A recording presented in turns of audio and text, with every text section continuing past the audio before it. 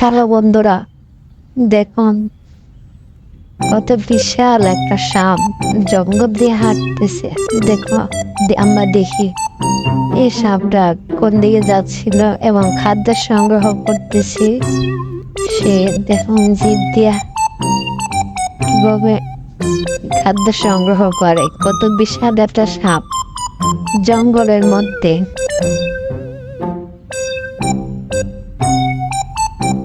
দেখুন এই সাপটা জঙ্গলের মধ্যে হাঁটতেছে আর তার খাদ্য সংগ্রহ করতেছে।